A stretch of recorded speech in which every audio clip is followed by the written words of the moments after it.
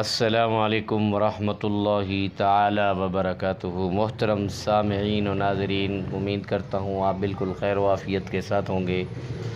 میں قاری مختار احمد فاروقی آج میں حاضر ہوا ہوں آپ کے سامنے خوابوں کی تعبیر کے ساتھ۔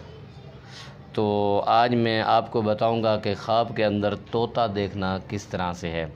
ہمارے ایک صاحب نے ایک فون کر کے سوال کیا ہے اور میرے سے خواب کی تعبیر پوچھی ہے کہ حضرت آپ یہ بتائیں کہ خواب کے اندر طوطے کا دیکھنا کیسے ہے۔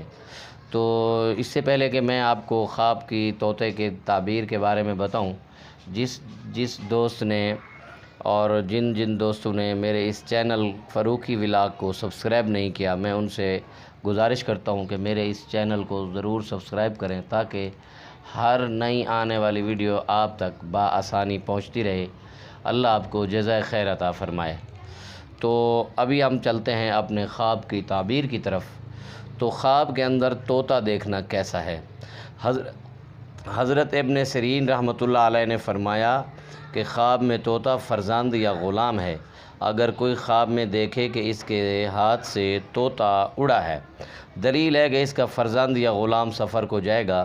اور اگر دیکھے کہ طوطا اس کے ساتھ باتیں کرتا ہے، دلیل ہے کہ ایسی بات یا کلام کرے گا جس سے لوگ تعجب کریں گے۔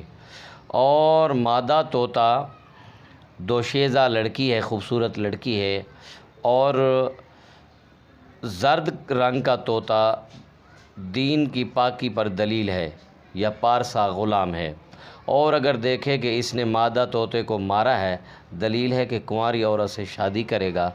اور اگر دیکھے کہ اس کے منہ سے یا حلق سے طوطا نکلا ہے، کہ دلیل ہے کہ اس کے فرزند ہوگا جو اس کی شان میں بری باتیں کہا کرے گا۔ حضرت جعفر صادق رحمۃ اللہ علیہ نے فرمایا خواب میں طوطا دیکھنا 3 وجہ پر ہے: فرزند اور غلام اور کنواری لڑکی پارسا شاگرد۔ تو امید کرتا ہوں کہ آج کی ویڈیو آپ کو پسند آئی ہوگی۔ اسی کے ساتھ ہم چاہیں گے آپ سے اجازت۔ اس سے پہلے تو آپ سے یہی گزارش کروں گا آپ سے بار بار کہ آپ میرے اس چینل فاروقی ولاگ کو ضرور سبسکرائب کریں تاکہ آپ کے پاس میری ہر نئی آنے والی ویڈیو بآسانی کے ساتھ پہنچتی رہے۔ اللہ آپ کو جزائے خیر عطا فرمائے۔ جن دوستوں نے میرے اس چینل کو سبسکرائب کیا، میں ان کا دل کی اتھاہ گہرائیوں سے مشکور ہوں۔ اللہ رب العزت سے دعا کرتا ہوں کہ اللہ رب العزت ان کی جتنی بھی پریشانیاں ہیں وہ دور فرما اور ہمارا خاتمہ بالخیر بالایمان فرما۔ اور جب ہم اس دنیا سے رخصت ہوں تو ہمارے دل سے اور ہماری زبان پر جاری ہو کلمہ طیبہ لا الہ الا اللہ محمد الرسول اللہ صلی اللہ علیہ وسلم۔ السلام علیکم ورحمۃ اللہ وبرکاتہ۔